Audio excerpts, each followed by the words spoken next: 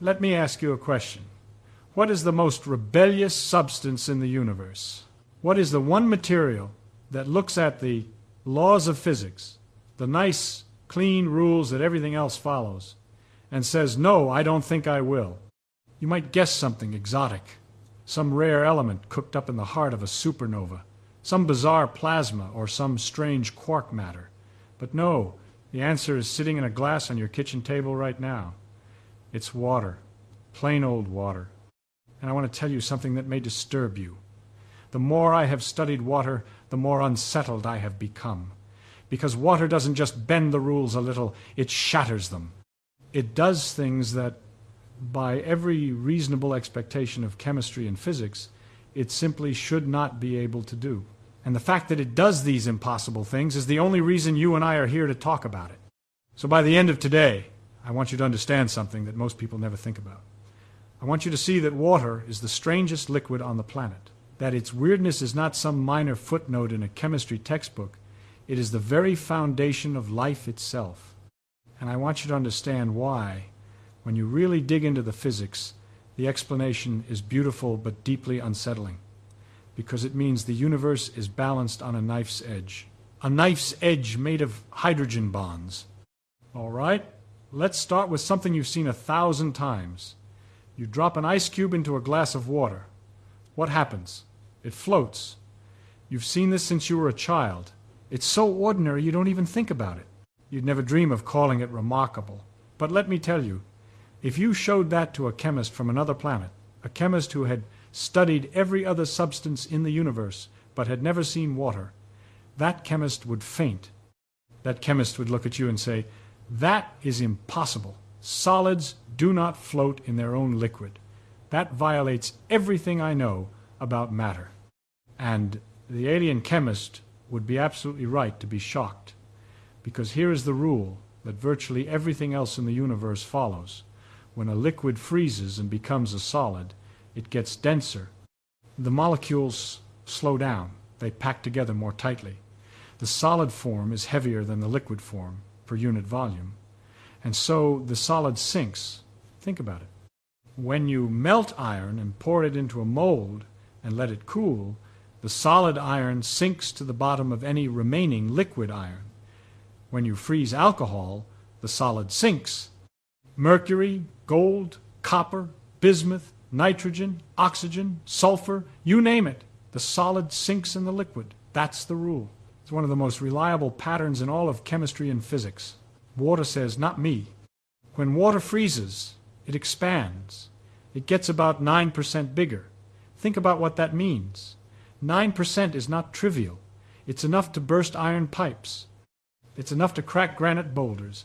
It's enough to split a sealed glass bottle in your freezer, and I bet some of you have learned that the hard way. All of that destructive power comes from the simple fact that water, unlike almost everything else in the universe, gets bigger when it gets cold enough to solidify. And because ice is less dense than liquid water, it floats. Now, I said that sounds like a small curiosity. Let me show you why it is anything but small. Let me show you what would happen if water behaved like a normal, respectable substance. Imagine a lake in winter, a big, deep lake.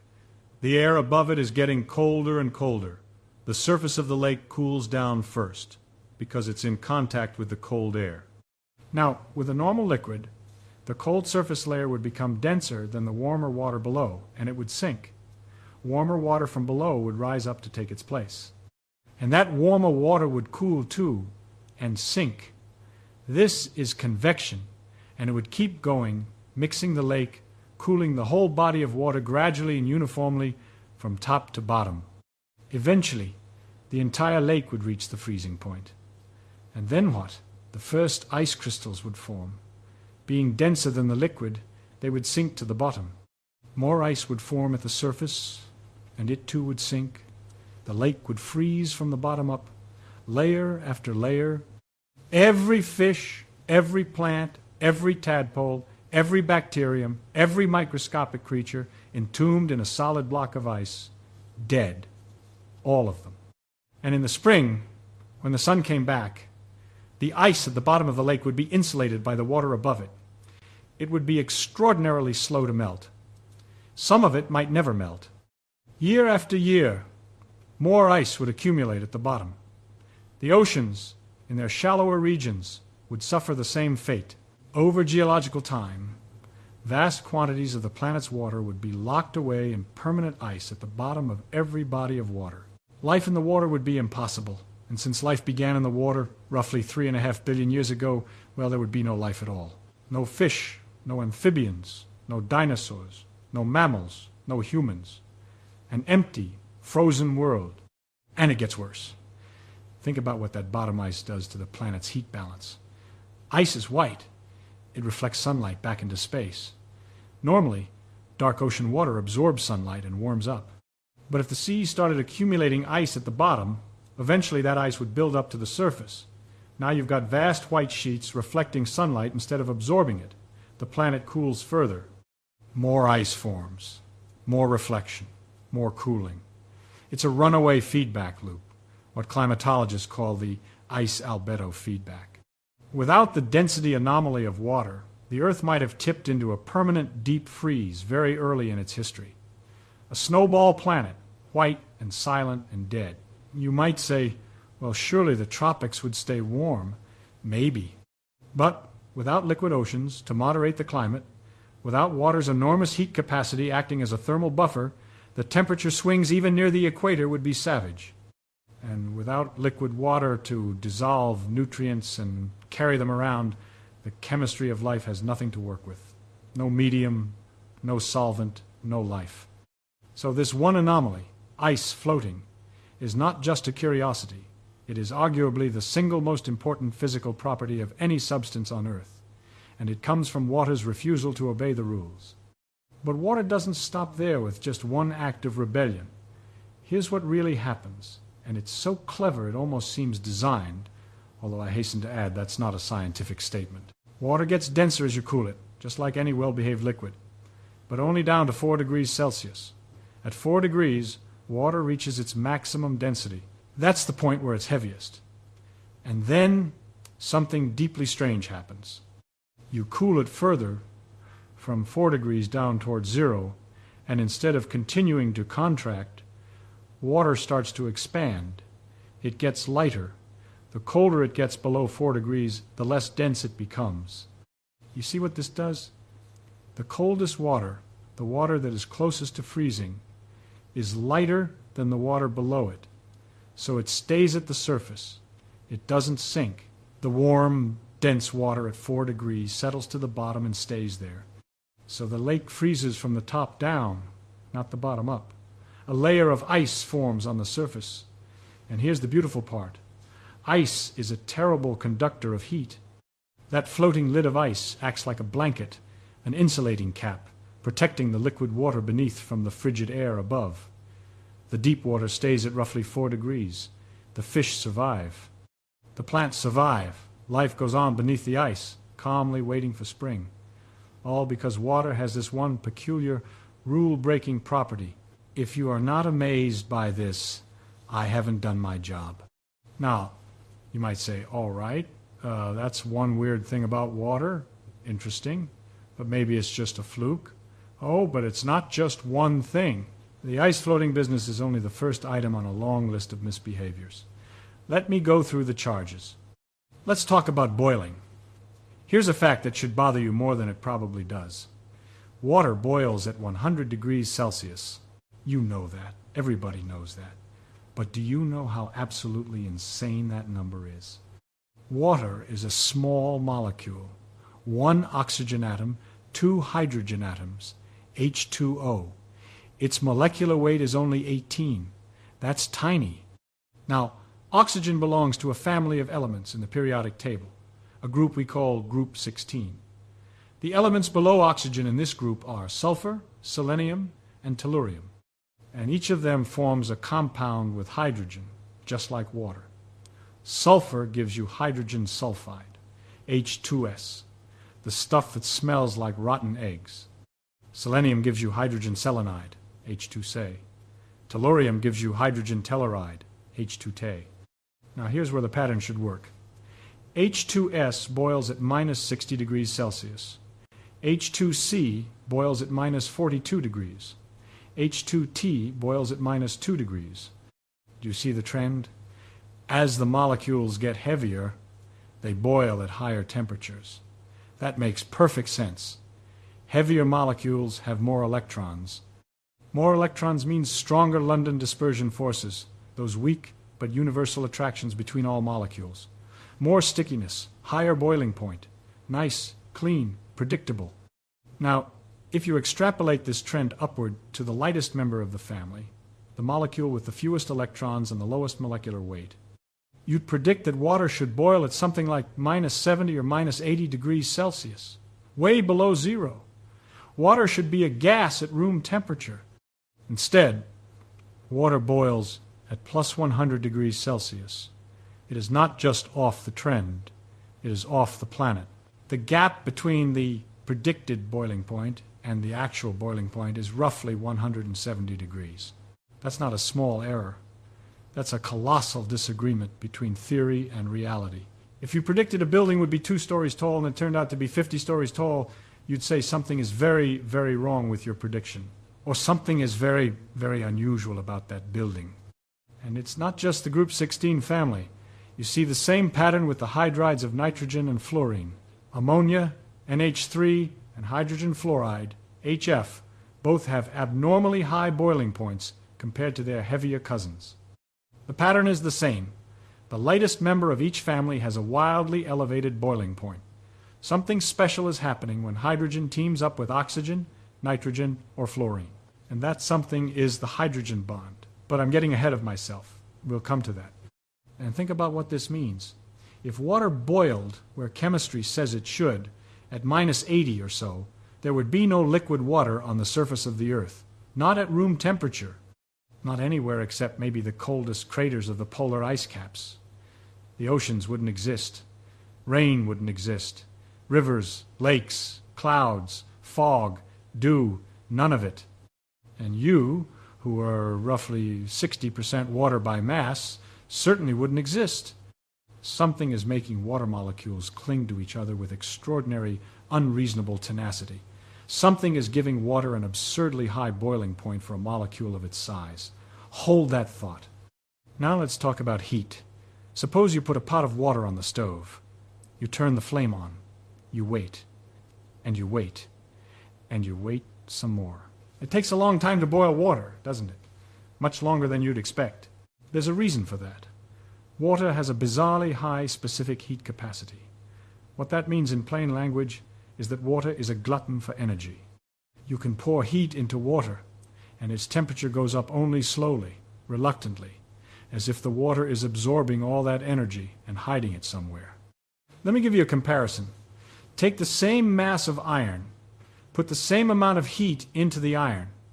The iron's temperature shoots up almost 10 times faster than the water's. Iron is easy to heat. Copper is even worse. Sand, rock, air, all of them heat up faster than water by large margins. Water absorbs heat energy and just sits there, barely warming up, like a fat cat in the sun that refuses to move. It soaks up energy like a sponge, soaks up water, if you'll forgive the circular metaphor. Now, why does this matter? It matters enormously. It's the reason the ocean moderates the climate of the entire planet. Coastal cities don't get as hot in summer or as cold in winter as cities far inland. The ocean acts as a vast thermal battery, absorbing tremendous quantities of heat in summer without heating up too much, and releasing that heat slowly in winter. Without water's anomalous heat capacity, the temperature swings between day and night, between summer and winter, would be savage. Life on land would be far more difficult, perhaps impossible. And your body uses the same trick. You are, as I said, about 60% water. That water stabilizes your internal temperature. When you exercise, your muscles generate heat. If your body were made of something with a normal specific heat, you'd cook yourself alive every time you ran for a bus. But all that water absorbs the excess heat, keeping your temperature stable. Then you sweat, and the water evaporates, and that carries the heat away. Which brings me to yet another anomaly. Water has an extraordinarily high heat of vaporization. That means It takes a lot of energy to turn liquid water into steam, much more than you'd expect for a molecule of its size. When sweat evaporates from your skin, each gram of water that escapes carries away about 540 calories of heat. That's a lot. That's why sweating cools you so effectively. If water had a normal heat of vaporization, sweating would be almost useless as a cooling mechanism. Let me keep going. Water has the highest surface tension of any common liquid except mercury. Surface tension is what makes water form droplets instead of spreading into a thin film. It's what lets you carefully place a steel sewing needle on the surface of water and watch it float, even though steel is almost 8 times denser than water. The surface of the water acts like a stretched membrane, an elastic skin, and something is pulling those surface molecules together with unusual force. This same surface tension drives capillary action. If you dip a thin glass tube into water, the water climbs up the tube against gravity. The narrower the tube, the higher it climbs. This seems like magic. Water is going uphill with no pump, no energy input that you can see. How? The water molecules at the edge of the tube are attracted to the glass. They form hydrogen bonds with the silicon and oxygen atoms in the glass surface. So the water at the edge creeps upward, wetting the glass. But as that edge water rises, it pulls on the water behind it through the network of hydrogen bonds within the liquid. Surface tension holds the column together. The result is a column of water that climbs the tube until the weight of the column exactly balances the upward pull of adhesion and surface tension. This is how trees work.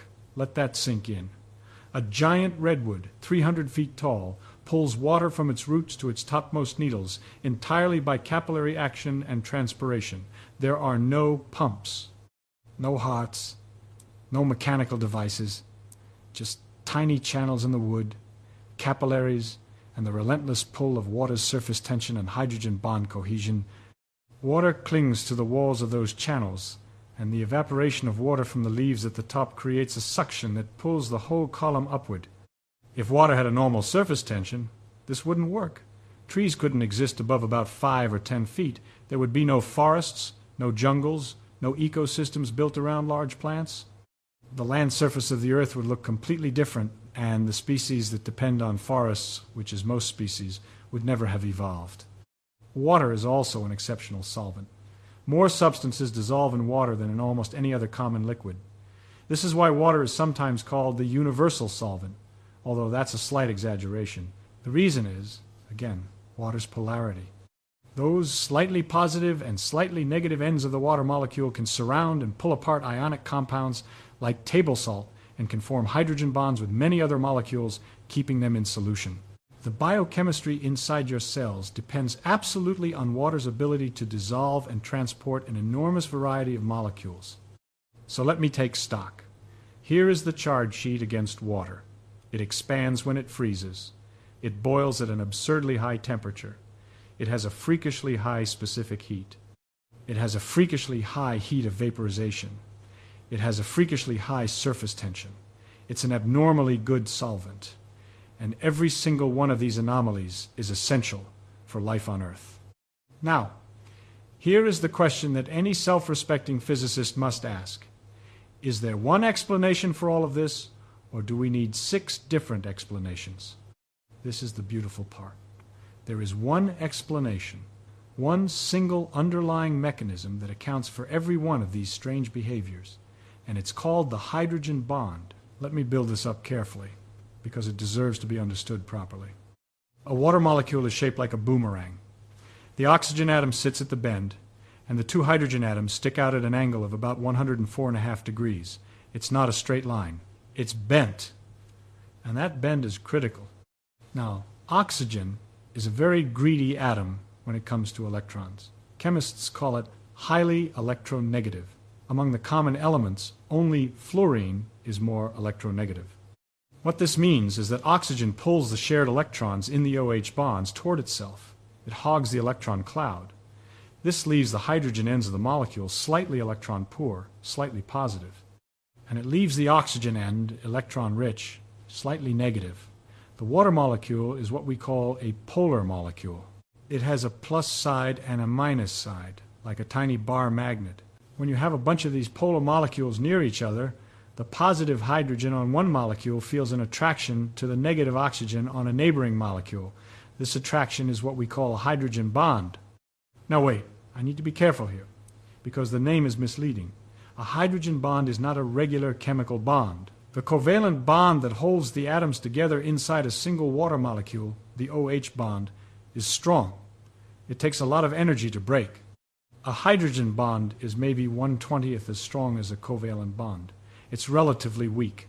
But, and this is the crucial distinction, it is much, much stronger than the ordinary van der Waals forces, the London dispersion forces, that hold most other liquids together. A hydrogen bond is in a middle category. Not as strong as a real bond, but 10 or 20 times stronger than the flimsy forces that hold together a liquid like, say, hydrogen sulfide. And here's the thing that makes water special.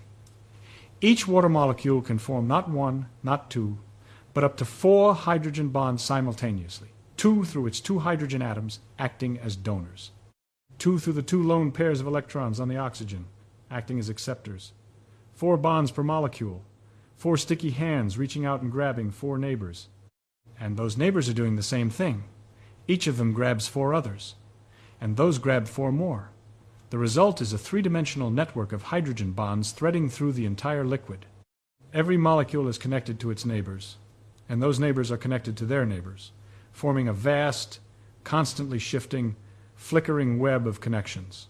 In most liquids, the molecules are held together by weak forces, and they slosh around almost independently. In water, there's this web, this network, this scaffolding of hydrogen bonds that gives the liquid an unusual degree of internal structure and cohesion.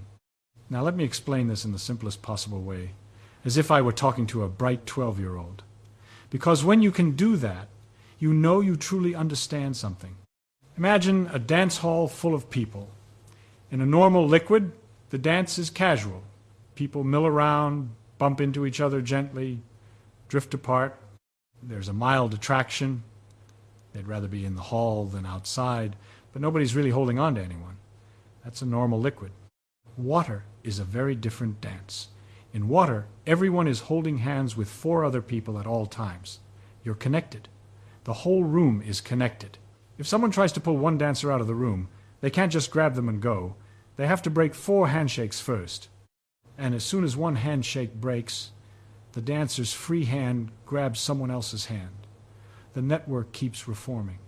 You have to work very hard to separate anyone from the group. That's why water's boiling point is so high. To send a water molecule into the gas phase, you have to break its hydrogen bonds, rip it away from the network, and that takes a lot of energy. Now, why does ice float? This is lovely. When water freezes, the hydrogen bonds don't just let the molecules pack together in any old arrangement. They force them into a very specific structure. It's a hexagonal lattice, a repeating pattern of 6-membered rings, like a honeycomb. And here's the key. This crystal structure has holes in it. The hydrogen bonds hold the molecules at arm's length, arranged in those hexagons, with empty space in the center of each hexagon. In liquid water, the situation is different. Some hydrogen bonds are broken at any given moment. The molecules can jostle, rotate, and slide past each other. They fill in the gaps. They're closer together on average than they are in ice. So liquid water is actually denser than ice, because the liquid, despite being warmer and more chaotic, has its molecules packed more tightly. The order creates space, the disorder fills it in. That's why ice floats. And I find that poetic. The rigid crystalline structure of ice is more open, more spacious than the chaotic tumble of liquid water. Organization makes it lighter. Chaos makes it heavier. That's exactly backwards from what your intuition might tell you. And the high specific heat? The hydrogen bonds act as energy sinks, like tiny shock absorbers.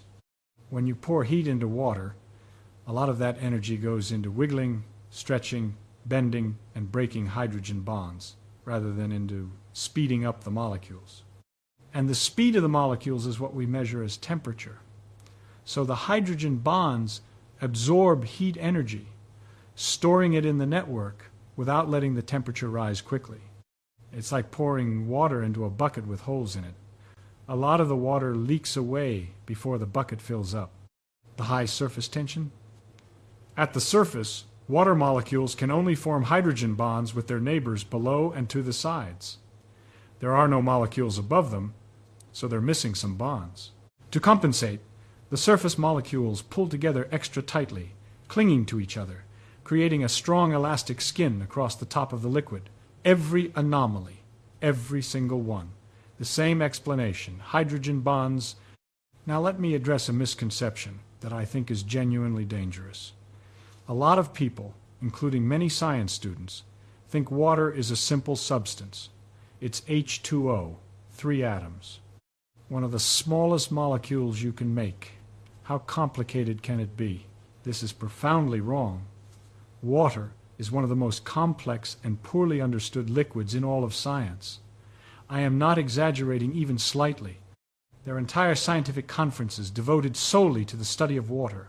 There are researchers who have spent 30 and 40 years trying to understand the internal structure of liquid water, and they will tell you honestly that they haven't finished.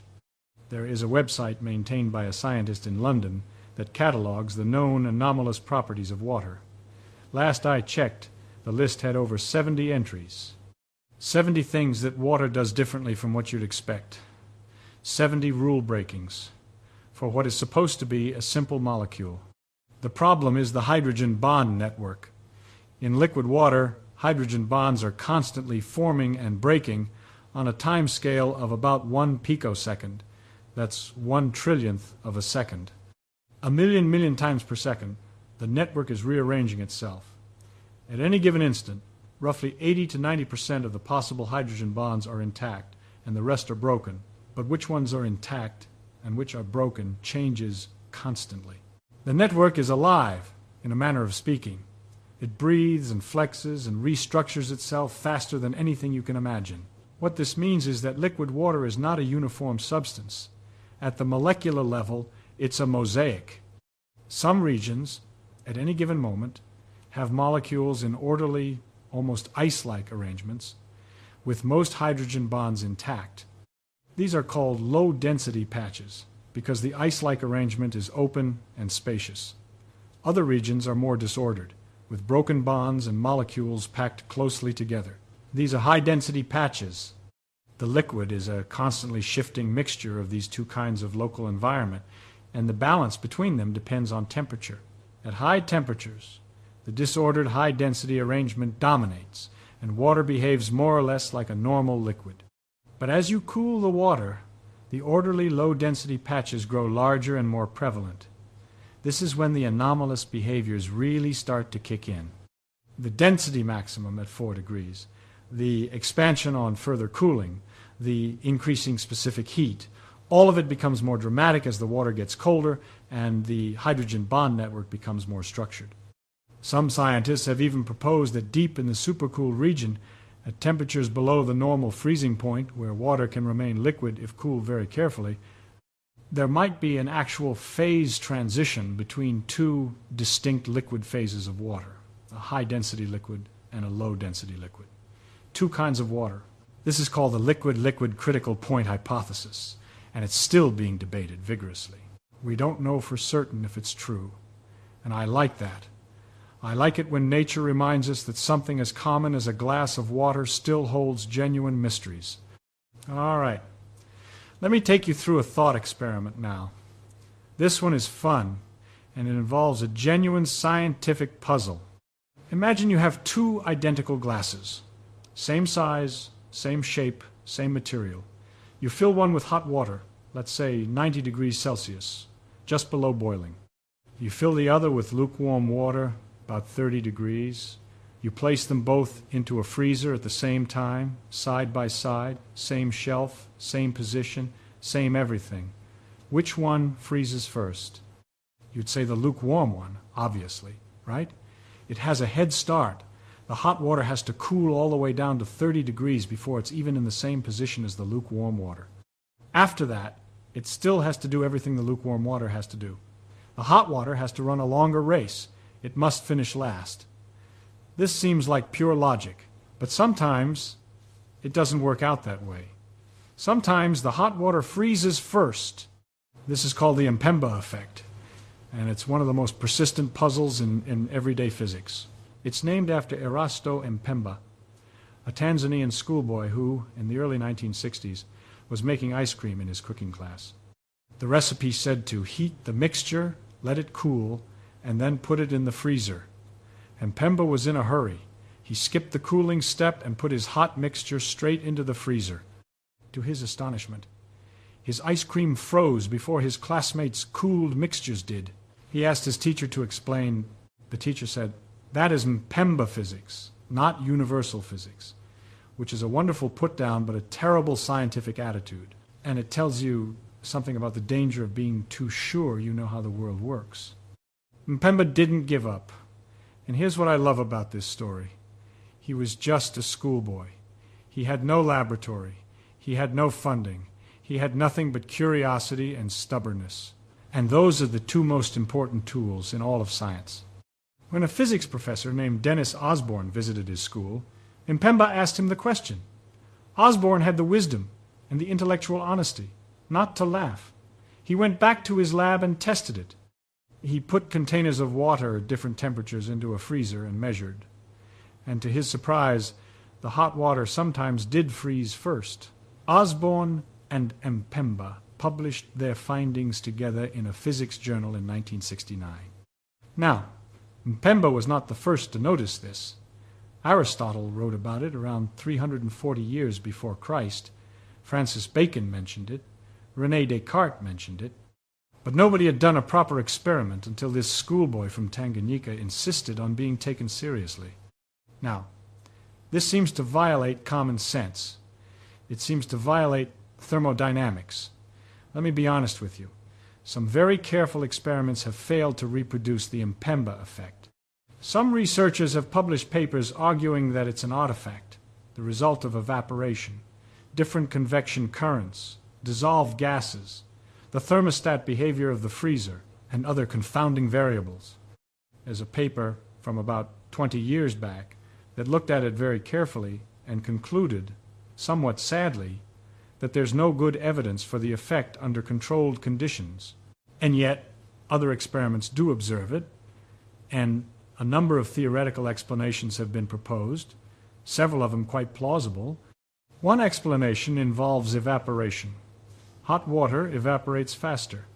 This reduces the total mass of water in the container, and less water freezes faster. Simple, but it only accounts for some of the effect. Another involves convection. Hot water has stronger convection currents because of larger temperature gradients. These currents can distribute the cooling more efficiently, getting more of the water to the freezing point faster. But the most fascinating explanation, from our perspective, involves hydrogen bonds. When you heat water, you don't just make the molecules move faster. You change the structure of the hydrogen bond network. You break bonds, you rearrange clusters, you alter the distribution of strong and weak hydrogen bonds. There is evidence that hot water has a different configuration of hydrogen-bonded clusters than cold water, and that some of these configurations are actually better seeds for ice crystal nucleation. Let me say that again, because it's important. Heating water doesn't just add energy, it restructures the molecular network. And when you cool that restructured water back down, it may take a shortcut to crystallization that the lukewarm water with its different network structure cannot take. A glass of water, in a sense, remembers where it has been, not in any mystical way, in a physical, structural, molecular way.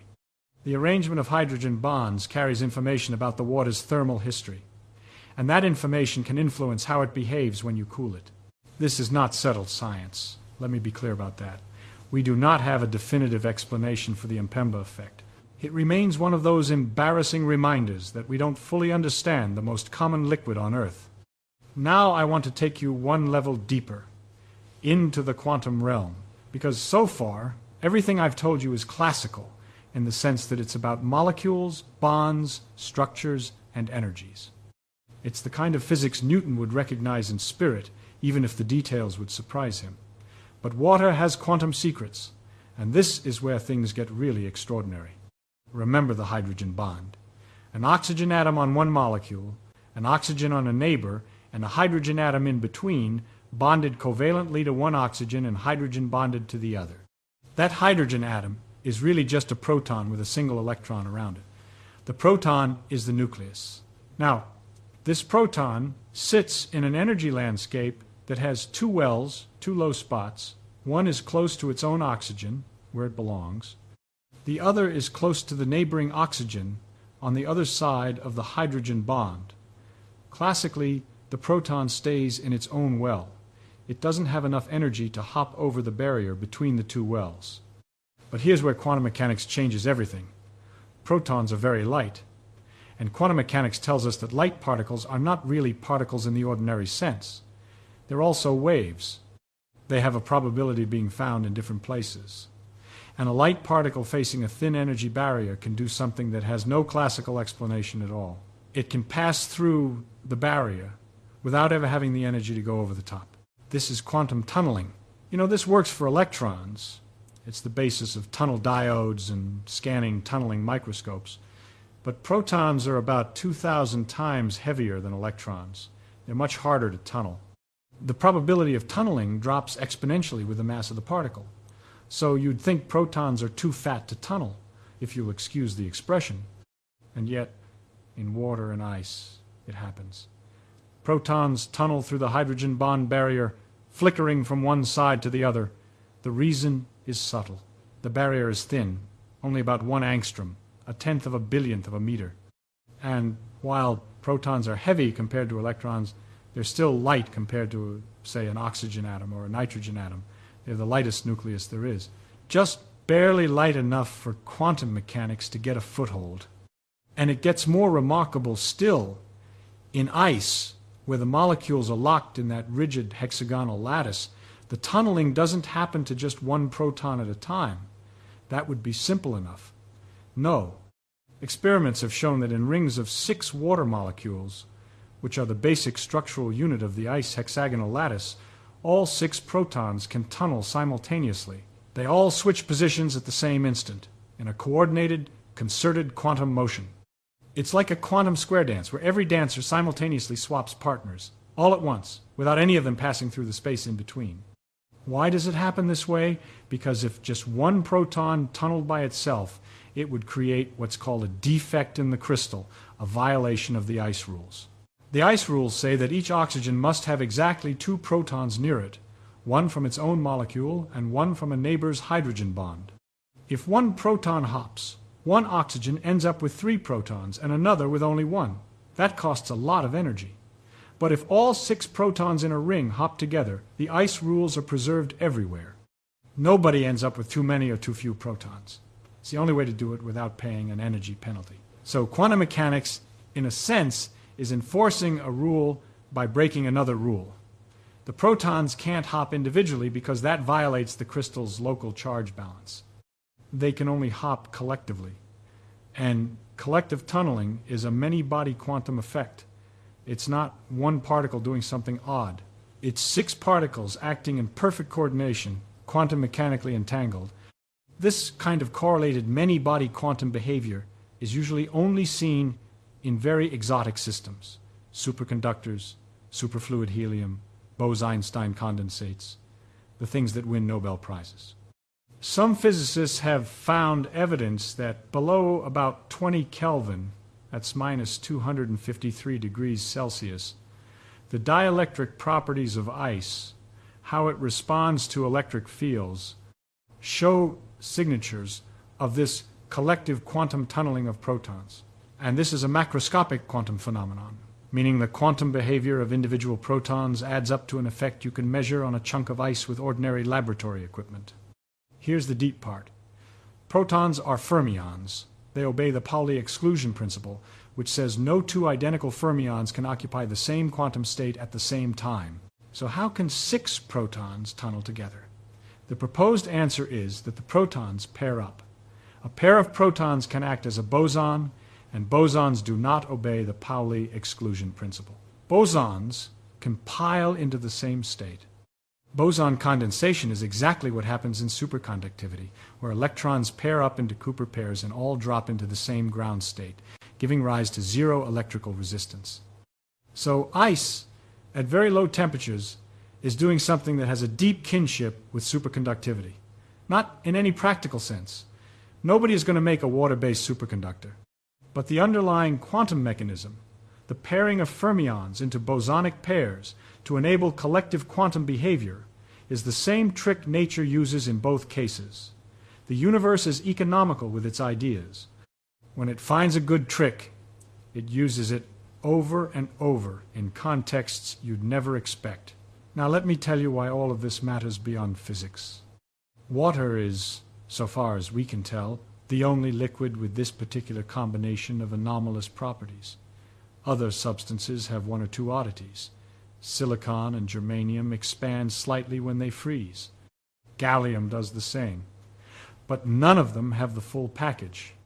None of them combine the density anomaly, the extraordinary boiling point, the high specific heat, the high heat of vaporization, the surface tension, the solvent properties, the hydrogen bond network, and the quantum effects, all in one substance. And I've tried to show you that every single one of these properties is essential for life. Let me trace the connections one more time, carefully, because this matters. The high boiling point keeps water liquid over the temperature range that exists on Earth's surface. Without it, there's no ocean, no rain, no rivers. The planet is dry as the moon. The density anomaly keeps lakes from freezing solid in winter.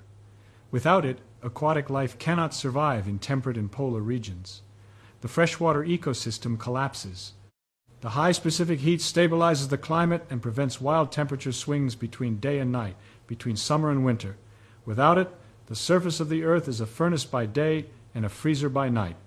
The high heat of vaporization makes evaporative cooling, sweating and transpiration, effective enough to keep organisms alive during exertion or in hot climates. Without it, warm-blooded creatures overheat and die. The high surface tension drives capillary action, which is how trees pull water from their roots to their crowns, hundreds of feet straight up against gravity. Without it, large land plants can't exist, and the ecosystems built around forests collapse. The solvent properties allow the incredibly complex biochemistry inside your cells. Proteins fold in water. Enzymes catalyze reactions in water. DNA replicates in water. Nutrients dissolve and travel through water. Without water's ability to dissolve such a vast range of substances, the chemistry of life simply wouldn't work.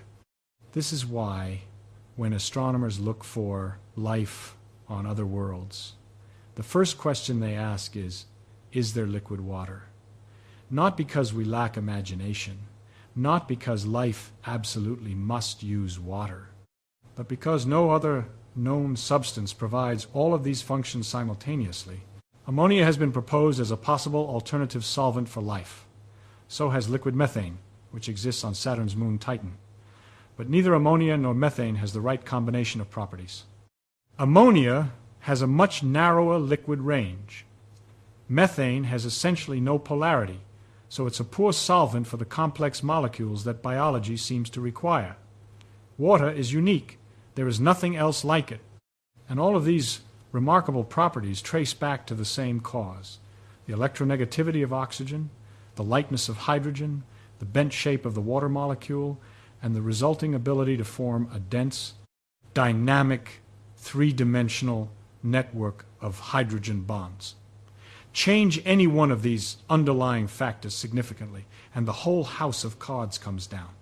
Now, some people look at all of this and say it proves the universe was designed for life. I understand that impulse. The fit seems too perfect to be accidental, but I think the honest scientific answer is more interesting and more humble. We don't know why the constants of nature are what they are. We don't know why the electron has the charge it has, or why the strong force has the strength it has, or why the periodic table has the structure it has. We can say that the laws are what they are, and one consequence of those laws is this extraordinary molecule. And one consequence of this extraordinary molecule is us. I find that both thrilling and disturbing, because it means we don't understand the deepest reason. And if someone tells you they do, well, I'd be polite, but I'd also be skeptical. There's one more thing I want to say, and it's about the nature of scientific understanding itself. Water is the most common substance on the surface of this planet. It covers 70% of the globe. You interact with it dozens of times a day. You'd think it would be the most thoroughly understood substance in all of science. And yet, as I've tried to show you, water remains deeply, genuinely, sometimes embarrassingly mysterious. We still argue about the Mpemba effect. We still debate the two-structure model of liquid water. We are still discovering quantum tunneling effects in ice. There are serious physicists who have devoted their entire careers to water, and they will tell you plainly that there is much we do not understand. The most familiar thing in the world is still teaching us physics. That is humbling, and it should make you suspicious of anyone who claims that the interesting problems are all solved. They are not. They never are. Some of the deepest puzzles are hiding in the most ordinary places, not in black holes or quarks, but in a glass of water on your table. Let me tell you what I find most extraordinary about all of this. It's not any single anomaly. It's the fact that all of these anomalies come from one source, one mechanism, one trick of nature, the hydrogen bond. And the hydrogen bond comes from the electronegativity of oxygen and the lightness of hydrogen. And those come from the fundamental structure of the atom, the number of protons in the nucleus, the arrangement of the electron shells, which comes from the strength of the electromagnetic force and the mass of the electron. So you pull a thread and it goes all the way down, all the way to the deepest level of physics. The reason ice floats in your drink is ultimately a consequence of the charge of the electron and the structure of quantum mechanics. The reason you're alive is that the fundamental constants of nature happen to be precisely the values that produce a molecule with extraordinary, rule-breaking properties. Not a little bit extraordinary. Wildly, almost absurdly extraordinary. Could it have been otherwise? Could the constants have been different? Would life have found another way? These are among the deepest questions in all of science, and they remain unanswered. I don't mind that we don't have the answer. In fact, I prefer it that way, because an unsolved problem is an invitation to think, and an invitation to think is the greatest gift the universe offers us. So the next time you pick up a glass of water, the next time you watch ice cubes floating and clinking, the next time you feel the cool of evaporating sweat on a hot day, or watch rain sliding down a window, or see a spider walking on the surface of a pond, I want you to feel a chill that has nothing to do with the temperature. I want you to feel the strangeness, feel the depth. Because water, the simplest, most familiar, most essential substance you will ever touch, is a defiant rebel against the laws of physics. And without that rebellion, you would not be here to wonder about it. Now here's my question for you, and I genuinely want to know what you think. If water obeyed all the normal rules, if it shrank when it froze and boiled at minus 80 degrees and had a normal specific heat, do you think life would have found some other way? Would chemistry have invented a different miracle molecule? Or would the universe be dark and silent and empty? Tell me your answer.